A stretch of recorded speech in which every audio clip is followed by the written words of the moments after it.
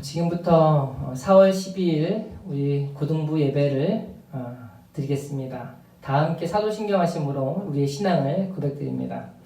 전능하사 천지를 만드신 하나님 아버지를 내가 믿사오며 그 외아들 우리 주 예수 그리스도를 믿사오니 이는 성령으로 잉태하사 동정녀 마리아에게 나시고 본디오 빌라도에게 고난을 받으사 십자가에 못 박혀 죽으시고 장사한 지 사흘 만에 죽은 자 가운데서 다시 살아나시며 한지를 오르사 전능하신 하나님 우편에 앉아 계시다가 저희로서 산자와 죽은 자를 심판하러 오시리라. 성령을 믿사오며 거룩한 공예와 성도와 소리교통한 것과 죄를 사하여 주시는 것과 몸이 다시 사는 것과 영원히 사는 것을 믿사옵나이다. 아멘. 하나님께서 오늘 우리에게 주신 말씀은 사도행전 1장 1절에서 8절 말씀입니다. 사도행전 1장 1절로 8절 말씀입니다. 함께 읽겠습니다. 데오빌로여, 내가 먼저 쓴 글에는 무릇 예수께서 행하시며 가르치시기를 시작하신부터 그가 택하신 사도들에게 성령으로 명하시고 승천하신 날까지의 일을 기록하였노라. 그가 고난 받으신 후에 또한 그들에게 확실한 많은 증거로 친히 살아계심을 나타내사 40일 동안 그들에게 보이시며 하나님 나라의 일을 말씀하시니라. 사도와 함께 모이사 그들에게 분부하여 이르시되 예루살렘을 떠나지 말고 내게서 들은 바 아버지께서 약속하신 것을 기다리라. 요한은 물로 세례를 베풀었으나 너희는 몇 날이 못되어 성령으로 세례를 받으리라 하셨느니라. 그들이 모였을 때에 예수께 여쭈어 이르되 주께서 이스라엘 나라를 회복하심이 이때니까 하니 이르시되 때와 시기는 아버지께서 자기의 권한을 주셨으니 너희가 알 바 아니요 오직 성령이 너희에게 임하시면 너희가 권능을 받고 예루살렘과 온 유대와 사마리아와 땅끝까지 이르러 내 증인이 되리라 하시니라. 아멘.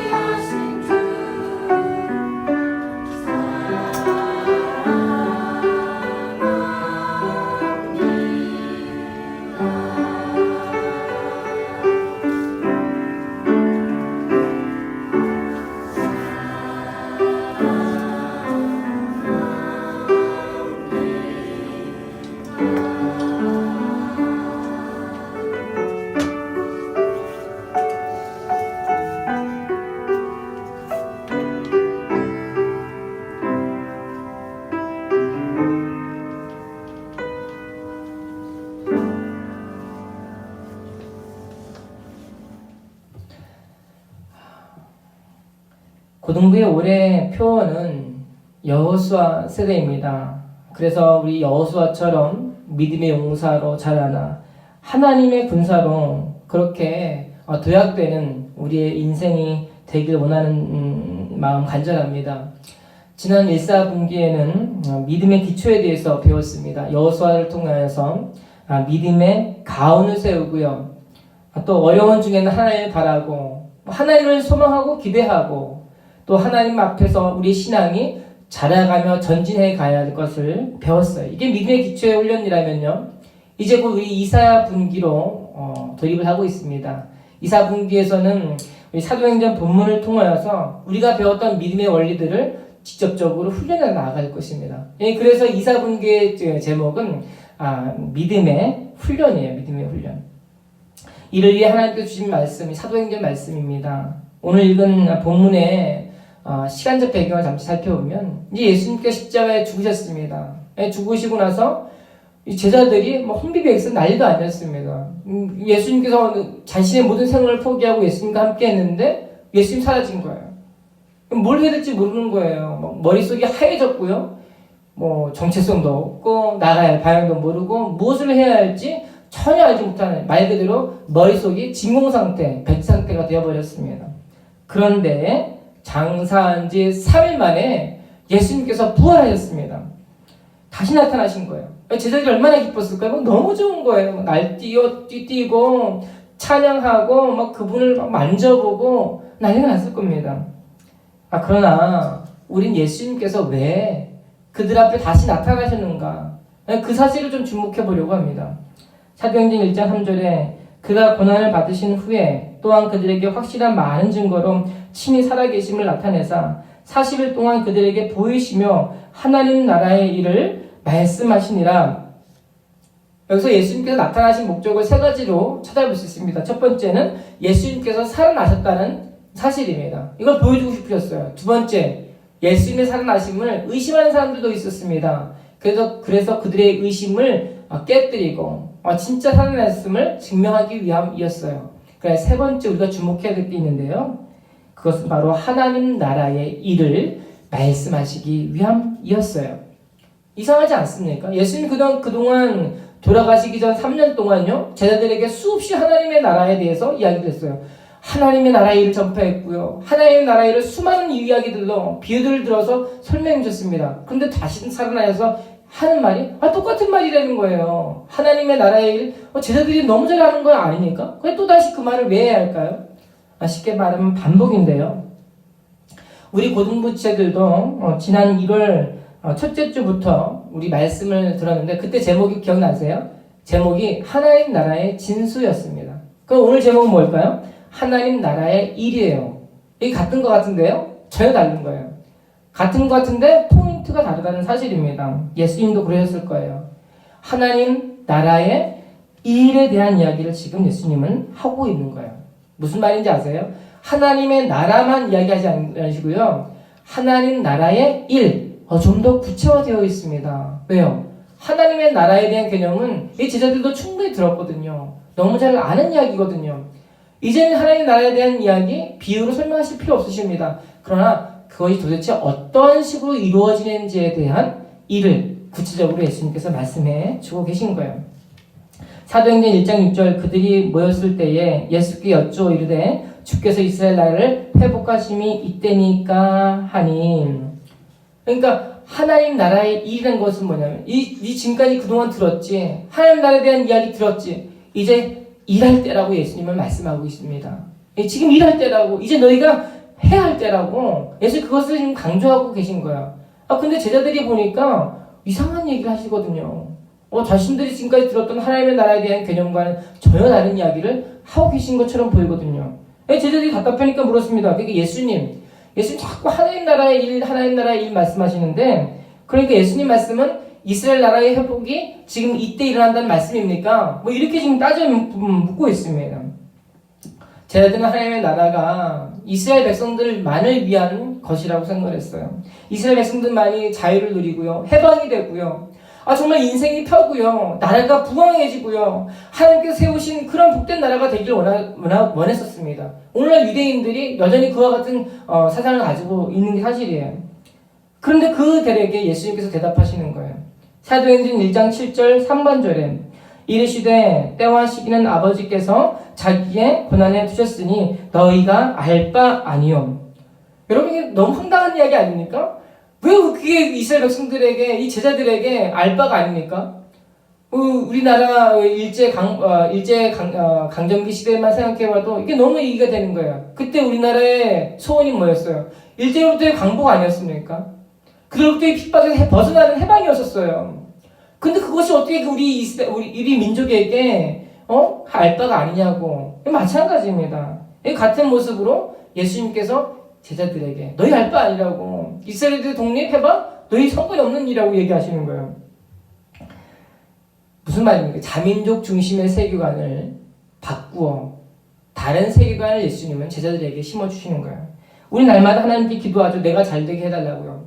내 인생이 좀 폈으면 좋겠습니다. 나도 다른 사람들이 잘되는 것처럼 좀 잘됐으면 좋겠어요. 그렇게 기도를 해요. 우리 민족이 잘되게 해주십시오. 부자가 되게 해주십시오. 정말 다른 나라들, 일본이 침략지 못하고 넘보지 못하고 그렇게 열강 가운데 우뚝 선 나라 민족이 되게 해주십시오. 그렇게 기도를 해요. 제 마음 가운데, 제가 한국 사람이기 때문에 그런 생각이 있습니다. 또 그런가 하면 인생의 문제는 왜 이렇게 힘든지 모릅니다. 제가 가장 힘들어하는 것 중에 하나가요. 아픈 사람들 보는 거예요. 아픈 사람들. 이 세상에 아픈 사람들이 얼마나 많은지 몰라요. 무릎이 아프고요, 다리가 아프고요. 저도 나이가 조금 들었다고, 물론 저보다 나이 드신 분들에게 죄송한 말씀이지만, 이게 다리가 힘없어서 후덕도 넘어집니다. 아프고 그래요. 왜 또 어떤 아이들은 그렇게 아픈 아이들이 많은지 모릅니다. 아주 아이가 뇌 수술을 받고요. 왜 어떤 아이들은 또 못된 부모 밑에 자라나서 부모님 받아야 할 사랑을 제대로 받지 못하고 그렇게 케어받지 못하고 살아야 하는 건가? 저는 이게 마음이 아프고 힘들고 그렇습니다. 그것 때문에 기도할 때가 많이 있어요. 하나님 왜 이렇게 해주십니까? 저들에게 은혜를 베풀어 주십시오. 저들에게 좀 응답해 주십시오. 저들 좀 도와주십시오. 저들에게 함께 해주십시오. 기도할 때가 많이 있습니다. 근데 나의 힘으로 그 문제를 해결할 수가 없어요. 하나님 그런 문제를 모르시는 분이 아니셔요. 하나님 우리보다 더 크신 분이시고요. 이 세계 만물을 주관하고 계신 분이십니다. 이 세상의 대통령이, 이 세상에 주관자 할 수 없는 것들을 하나님께서는 지금 하고 계신 분이십니다. 근데 이런 문제들을 놓고 우리가 기도할 때요, 하나님 우리에게 말씀해 주시는 거예요. 그거 너희가 조금 잠시 내려놓고, 내가 그거 책임져 줄게. 우리 생각은 그런 생각이 들어요. 이 돈이 해결해 줄 거라고, 환경이 바뀌면 이 문제가 해결될 거라고, 뭔가 그 인생의 미래에 체인지가 있으면 그 인생의 삶이 복될 거라고 이야기를 합니다. 그렇게 기대를 가지는데 하나님 말씀하신 거예요. 그렇게 생각하지 말라고. 그게 아니라고. 그거 너희가 알 바가 아니고, 너희가 물론 내가 신경 쓸 텐데 좀 더 다른 데에 관심을 두라고 이야기하세요. 그게 뭡니까? 사도행전 1장 8절. 오직 성령이 너희에게 임하시면 너희가 권능을 받고 예루살렘과 온 유대와 사마리아와 땅끝까지 이르러 내 증인이 되리라 하시니라. 여기서 우리 놀라운 충돌을 발견하게 됩니다. 제자들이 하나님의 나라는 이스라엘 독립이에요. 근데 예수님에게 하나님의 나라는 하나님 나라가 전파되는 거예요. 완전 다른 개념을 가지고 이 둘의 의견이 사실 충돌하고 있는 거예요. 그 예수님은 우리의 의견을 예수님의 의견에 맞추기를 원하십니다. 이 세상을 바라보시고 우리를 세우시고요, 이 땅 가운데 우리를 보내신 이유를 우리에게 상기시켜 주시는 거예요. 이 세상에 어려움들이 많고 힘든 일이 많고 또 우리가 직접 나서서 해야 할 일이 많지만 우리의 가장 중심적인 모든 사람들에게 주어진 하나님의 일이 있습니다. 그것은요, 예수님의 증인된 삶입니다. 왜요? 예수님이 왜 그토록 살아나셔가지고 자신의 살아계심을 증명해 주셨습니까? 왜 예수님이 살아계심을 의심하는 사람들에게 나가 살아났다고 이야기하셨습니까? 마찬가지. 오늘날도 이런 사람들이 있습니다. 예수님이 살아계심을 의심하는 사람들이 있어요. 예수님의 부활을 믿지 않는 사람들이 있습니다. 그 사람들에게 우리에게 예수님의 나타나심을 보여주시면서 살아계심을 증언하라고, 증인되라고 이야기해 주시는 거예요. 그러면 나머지는 어떻게 한다고요? 하나님께서 해결해 주신다고 이야기하십니다. 아멘. 저희 아버님은 광부셨습니다. 어렸을 때 항상 이렇게 삼교대를 하시면서 주야를 가리지 않으시고 일을 나가시는데 그 어렸을 때만 해도 왜 이렇게 추웠는지 몰라요. 충청도 그 육지 가운데 그죠? 뭐 바다도 없고 다 온 육지 한가운데 있는 도시가 아닙니까? 거기 있다 보니까 너무 추운 거예요. 뭐 눈도 얼마나 많이 오는지 막 너무 추워요. 새벽만 되면 등골에 찬바람이 파고도 가는데 너무 추웠습니다. 또 우리 소위 옛날에 어르신분들께서 말씀하시잖아요. 그릇 갖다 놓으면 물이 온다고. 진짜 그랬어요. 그런 일이 많이 있었습니다. 심지어 저희 어렸을 때 화로도 있었어요. 화로. 근데 그 아버님께서요. 방산일만 하는 게 아니고요. 또 낮에 일 안 나갔을 때는 촛대를 깎아 파셨어요. 돌 직접 깎으셔가지고 잔과 촛대 그리고 주전자를 만들어서 파시는데 그거를 어렸을 때 보면은 새벽에 일찍 일어나셔가지고요. 신문지에 이렇게 싸요. 싸가지고 하나 둘 셋 넷 다섯 한 10개 정도 만들어가지고 가방에 넣습니다. 그리고 새벽 어디론가 나가십니다. 나가시고 오시면 아버지가 그거를 다 파시고 들어오셨다고. 근데 제 어린 마음에 어떤 생각이 드냐면 두 가지였어요. 첫 번째, 그 추운데 어떻게 나가실까? 너무너무 춥고 밖에 나가기 싫은데 어떻게 그 추위를 무릅쓰고 밖에 나가신지 모르겠다. 두 번째, 그 촛대를 다 팔고 오셨으면 좋겠다. 그래서 아버님이 조금 우리 경제 생활에 좀 도움이 되셨으면 좋겠다라고 생각을 했어요. 그 이후에 제 인생의 목적이 하나 있었습니다. 그것은 바로 돈을 잘 벌어서 부모님을 효도하는 거죠. 제 인생의 목적 딱 한 가지였어요. 돈 벌어서 부모를 섬기는 거. 그래서 제가 대학교의 학과를 경영학과로 정했습니다. 국제경영학과인데요. 저는 그냥 회사에 들어가면 돈 잘 버는 줄 알았어요. 그냥 경영학과로 가면 회사에 들어가는 것이고 회사에 들어가면 돈을 잘 벌어서 부모님께 효도할 수 있다고 생각했습니다. 근데 지금까지 회사 문턱에도 가본 적이 없어요. 하나님께서 제 인생의 여정을, 계획을, 삶을 바꾸셨기 때문입니다. 하나님을 섬기는 사람이 되라고 저를 부르셨습니다. 여러분, 이게 제 인생에 처음엔 너무 거부가 되더라고요. 나는 지금 회사에 들어가고 나는 돈을 벌어야 되는데 내가 왜 신학자가 돼야 되고 내가 왜 목회자가 돼야 되냐고 상당히 반감이 생기더라고요. 그런데 소명을 받고 보니까 얼마나 기쁜지 모릅니다. 너무 기쁜 거예요. 제 마음 가운데요. 이게 인생이지. 하나님을 섬기며 사는 인생. 내 모든 시간과 생각과 정신과 에너지와 힘과 시간들을 하나님께 집중하여 나의 모든 것을 불살라드리는 인생. 이게 진짜 인생이지. 이렇게 한번 인생 살고 가야지. 얼마나 기쁜지 몰랐어요. 너무너무 좋았습니다. 그런데 이제 신대원에 정작 들어가고 공부를 하고 사역을 하고 결혼을 하고 자녀를 낳았는데요. 이게 쉽지 않은 거예요. 이게 어려운 거예요. 내 인생이 내 인생만이 아니고요. 내 자녀에게도 연관된 인생인데 나로 인하여서 나의 아들과 딸은 내 아내는 어떤 희생을 감내해야만 하는 일들이 있는 거예요. 그 아픔이 있는 것을 보고 이게 쉽지가 않구나. 그런데 놀라운 사실이 있습니다. 하나님께서 제 기도를 응답해 주셨습니다. 주의 종으로 수면받을 때 제 마음속에 한 가지 소원이 있어요. 딱 유일한 한 가지 소원. 내 어머니 아버지 예수 믿게 해주십시오. 이거 하나면 됩니다. 내 인생을 걸겠습니다. 주님. 내 인생을 하나님께 드리겠습니다. 어떤 것도 뒤돌아보지 않겠습니다. 주님만 바라보겠습니다. 다만 한 가지 소원이 있습니다. 어머니 아버지 예수 믿게 해주십시오. 왜요? 어렸을 때부터 신앙생활하면서 어머님 아버님이 교회를 안 나가시는 거예요. 얼마나 완강하신지요. 우리 아버님은 교회에 대해 얼마나 부정적 인식으로 가득 차 계신지 모릅니다. 또 우리 어머님 고집이 대단하세요. 한 번 안 한다 절대 안 하시는 분이세요. 저희 어머님이. 그런데 제가 목사가 되고 목사 안수 받는 해에 우리 어머님이 예수를 믿으셨습니다. 30년을 기도했는데 됐어요. 이게 기도의 능력이었을까요? 맞습니다. 그러나 하나님께서 이 모든 일들 가운데 응답하셨기 때문입니다. 그것은 하나님께서 책임져 주셨기 때문입니다. 우리 인생에 이런 일들이 많습니다. 여러분들이 하지 못한 일들이 많아요. 그런 가지고 우리 때로 걱정하고 근심을 합니다. 제 아들이요. 집에서 태권도를 가야 되는데 이제 바이러스 때문에 못 가는 일이 발생했습니다. 집에 있는 태권도장에서 뭘 하라고 이제 이야기를 하는데 그걸 해가지고 사진 찍어서 보내야 됩니다. 자녀가 이제 시간이 없어가지고 어떤 일 때문에 그것을 못하게 됐어요. 근심 걱정이 이만저만이 아닙니다. 이거 해서 보내야 되는데 그 관장님이, 사범님이 번외를 했는데, 여러분 제가 부모 아닙니까? 여러분 그 모든 문제가요, 이 아이가 풀 수 없는 그 문제가요, 전화 한 통화로 끝나는 거예요. 전화 한 통화로 해결이 되는 거예요. 그래서 제가 아들한테 얘기했어요. 야, 아들아, 걱정하지 말라고. 야, 홍인아, 걱정하지 마. 그거 큰 어려운 문제가 아니야. 내가 알아서 할게. 그거 네 할 거 아니라고. 그럼 아들이 하는 말이, 아빠 이거 걱정된다고. 어떻게 될지 모르겠다고. 아빠 좀 도와달라고. 진짜 할 수 있느냐고. 야, 아들아, 아빠야, 아빠 걱정하지 마. 전화 한 통화하면 오케이, 해결되는 거야. 걱정하지 마. 여기 제가 이렇게 얘기합니다. 하나님도 말씀하시는 거예요. 너희가 알 바 아니요. 아닙니다. 그런 일들은 분명히 관계가 있습니다. 그러나 하나님께서 책임져 주신다고 말씀하세요.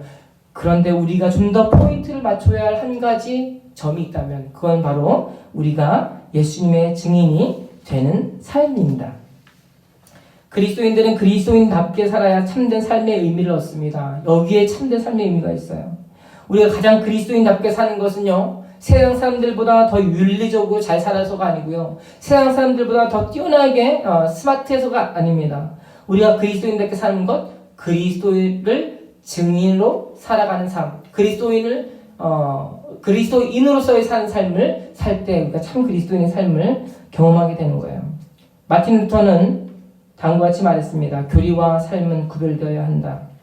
삶은 우리들이나 교황주의자들이나 매한 가지로 악하다. 따라서 우리는 그들의 악한 삶 때문에 그들과 싸우고 정죄하는 것이 아니다.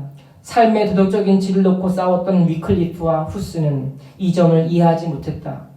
비록 삶의 질이 실망스럽다 할지라도 하나님의 말씀이 순결하게 남아있을 때에 삶은 그것이 마땅히 되어야 하는 위치에 놓이게 된다.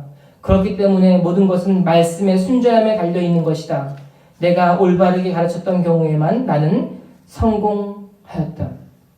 하나님의 말씀이 순결하게 살아남을 때에서야 비로소 참된 삶이 회복된다고 이야기했습니다. 위클리프와 후스가 실수했던 점은 참된 말씀에 중점을 두기보다는 윤리적인 문제를 고발하고 거기에 머물렀었기 때문이라고 마틴 루터가 증언하고 있습니다. 그리스도인들도 마찬가지입니다. 우리가 가장 아름다운 모습을 할 수 있는 것, 그것은 바로 그리스도를 증거하는 삶이에요. 이게 복음을 전파하고요, 예수님을 알지 못하는 사람들에게 예수님을 소개하는 것만이 아닙니다. 그리스도인을 증거하는 삶은 우리 가정에서 나타납니다. 자녀로서 부모님에게 그리스도인의 증인된 삶을 사십시오. 부모로서 자녀에게 그리스도의 증인된 삶을 사십시오. 내 동생과 내 누이에게 그리스도의 증인된 삶이 무엇인지를 보여주십시오.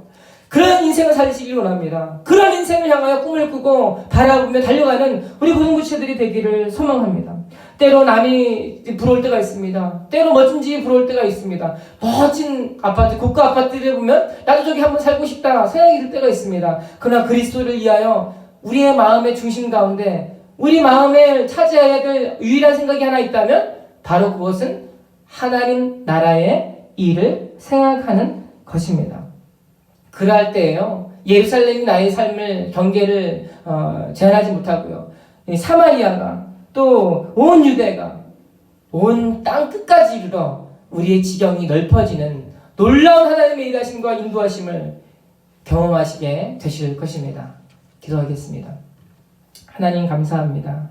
말씀을 통해서 우리 마음 가운데 하나님의 나라의 일이 무엇인지 구체적으로 알려주시니 감사드립니다. 하나님, 우리가 그리스도의 증인된 삶을 살겠습니다. 우리 고등부채들에게 이러한 소망과 열정과 사랑과 정말 비전을 허락하여 주셔서 이 땅 살아가는 동안 정말 그리스도인으로서 참된 행복과 삶을 경험하고 누릴 수 있도록 도와주시옵소서. 예수님의 이름으로 기도하옵나이다. 아멘. 4월 10일 고등부 강보입니다. 오늘은 부활주일입니다. 비록 코로나로 인해 모이지 못하지만 그리스도의 부활을 묵상하면서 기뻐하시는 한 주간이 되시기를 축복합니다. 5월 3일 유아 세례 등 3반기 상례식은 하지 않습니다. 헌금은 온라인 계좌로 보내주시기 바랍니다. 11조 감사헌금 및 헌금, 반드시 거기에 고등부, 그 다음에 세미콜론 쓰고요, 류길선 혹은 우리 허남현 이렇게 써주시면 감사하겠습니다. 특별히 부활절 감사헌금을 준비하신 분들이 있을 겁니다. 같은 계좌번호로 온라인으로 송금해 주시면 감사하겠습니다. 이 귀한 예물이요, 이 귀한 마음이요, 정말 하나님의 나라와 이 교회를 위해 귀하게 쓰임받기를 소망합니다. 온라인 예배는 상황에 따라 일정 변경 가능합니다. 이를 위해서 기도해 주시기 바랍니다. 우리 선생님들께서 늘 기도하고요. 함께 써주고 계십니다. 너무 수고 많으시고 축복합니다. 이제 기도하겠습니다. 이제 우리 주 예수 그리스도의 은혜와 하나님의 무한하신 사랑과 성령님의 위로하심이 주의 말씀을 듣고 내가 이제 하나님의 나라에 일을 하겠습니다. 구체적으로 주님의 증인이 되는 삶을 살겠습니다. 하나님 알지 못하는 사람들에게 복음을 전하겠습니다. 내 가정에서 내 부모님에게, 내 자녀에게, 내 동생과 누이와 누나와 언니에게 내가 그리스도의 증인인 것을 보여주겠습니다. 라며 결단하고 이렇게 예배를 드리며 한 주간을 살아가고자 각오하는 우리 고등부 지체들 머리 위에 이제부터 영원토록 함께 계실지어다. 아멘.